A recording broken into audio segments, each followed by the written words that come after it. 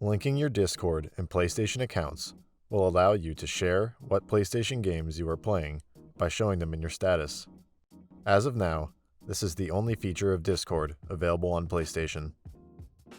To get started, open the Discord app on your computer or phone and open the Settings menu. Under User Settings, select Connections. A menu will display a variety of services that are compatible with Discord. Select the PlayStation icon in this list. You'll be transferred to a browser to enter your PlayStation credentials to confirm linking the two services. Enter a two-factor authentication code if requested, and click Accept to confirm the terms to link the two accounts.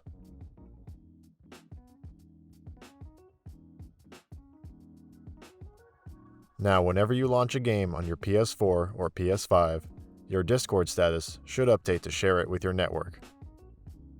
If you wish to turn this off and change whether your PSN user is shared on your Discord profile, navigate back to Connections and make the desired changes.